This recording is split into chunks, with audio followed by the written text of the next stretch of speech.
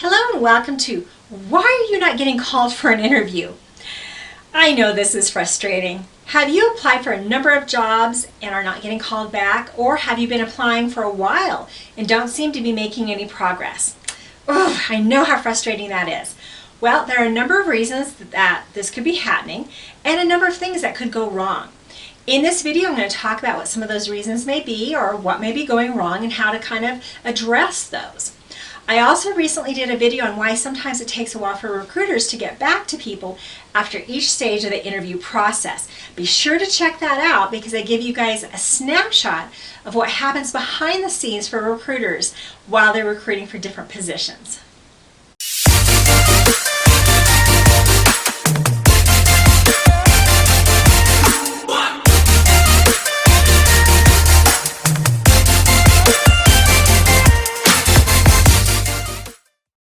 Hello and welcome to the Career Rescue Coach YouTube channel.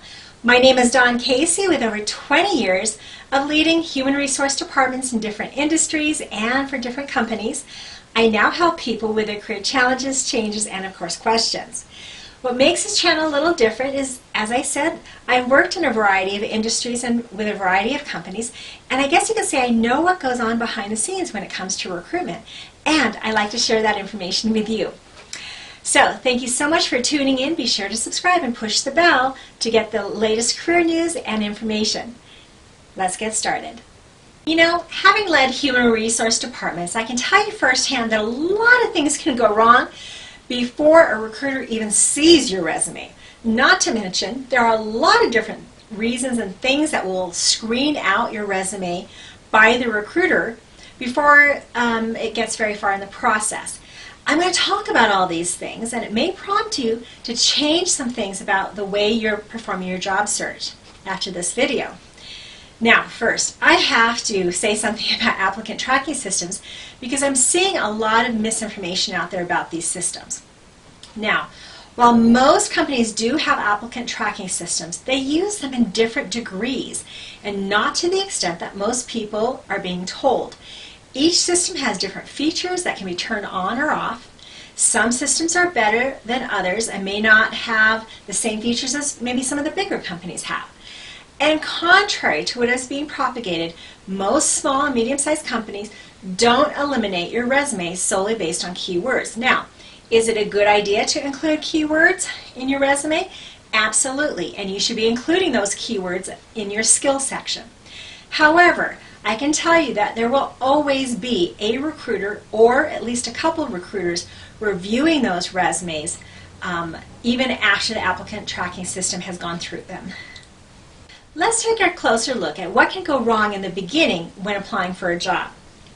Number one, the application was not completed correctly. You know, often applications require basic information. If something is left off or not filled in properly, a system may not count that application as completed. And now, while a recruiter may be able to see this, and probably can, they may not touch this until it is completed correctly. So, be sure to look for that message that said submission completed before exiting the system. Number two, a candidate does not meet the minimum requirements. Now, if a candidate meets about 75% of their requirements, this is usually sufficient. However, be aware there are people applying that meet all of those requirements. So, by not meeting all the requirements, your application may be pushed back or delayed until the ones that do meet all the requirements are actually contacted and interviewed before the recruiter moves on to the next set. Number three, a resume did not upload properly.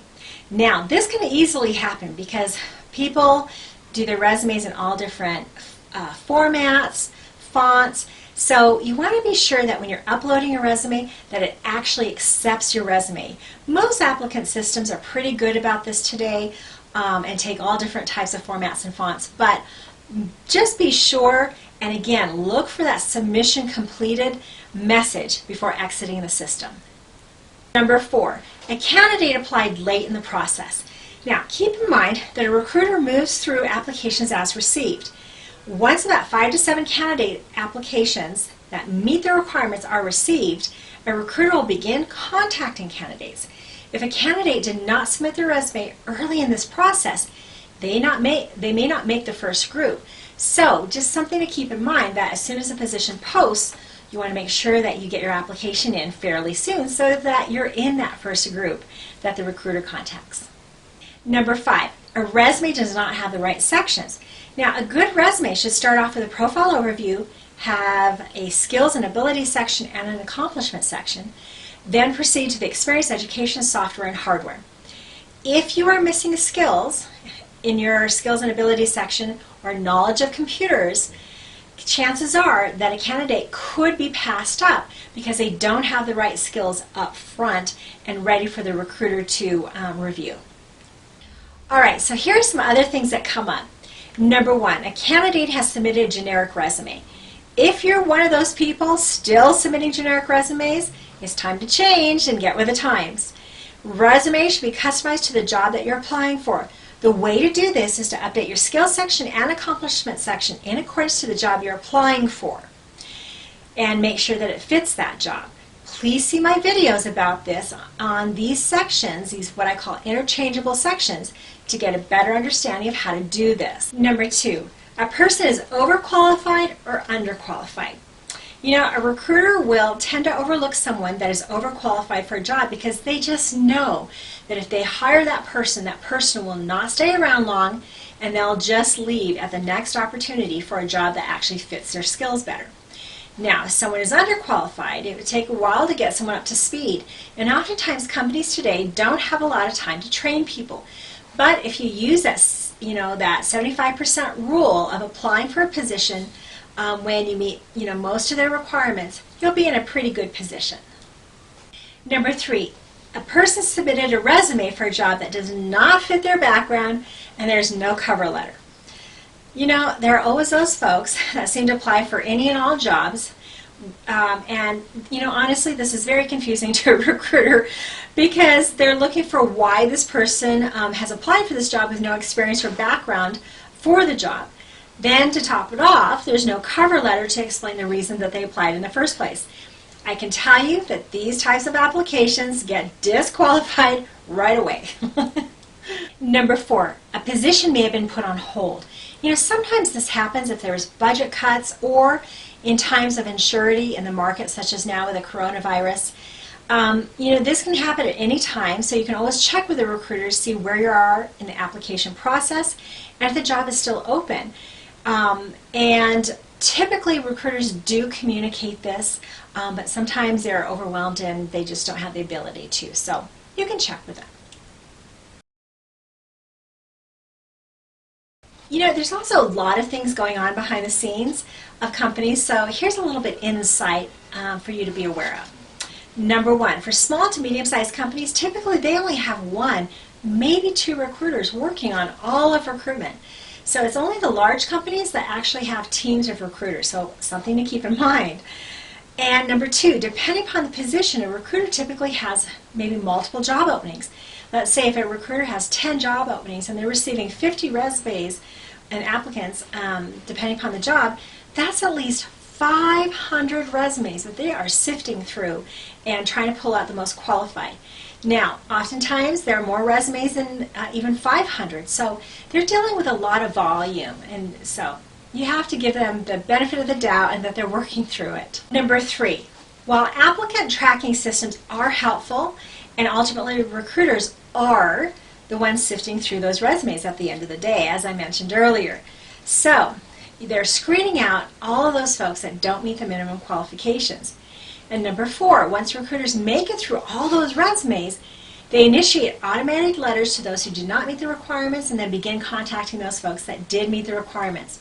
And this takes some time, trying to get hold of people and set things up, so it's probably one of the longer parts of the process. And number 5, this whole process does take a while. After someone submits a resume, it usually takes a recruiter about 1 to 2 weeks to get through all those applicants and to hear back. So hopefully that gives you a little bit of insight as to what they're dealing with on their end. Here's a bonus tip. LinkedIn profile is not at an all-star status. Did you know about 77% of recruiters, yes, that's 3/4 of recruiters, typically use LinkedIn as part or as one of their main job recruiting strategies. So if your LinkedIn profile is not complete, it's time to complete it because they're looking for good profile overviews. They're also looking for very, very specific skill sets. So if it is not updated, you are absolutely missing out on opportunities. So be sure to update that LinkedIn profile. Now, we've talked about all of the things that could go wrong and some of the things that you really need to pay attention to throughout the process. We also talked about what recruiters are going through on the other side of this process so you have a little bit more insight. We talked about applicant tracking systems and truly how resumes are not being screened out just on keywords alone. So have faith.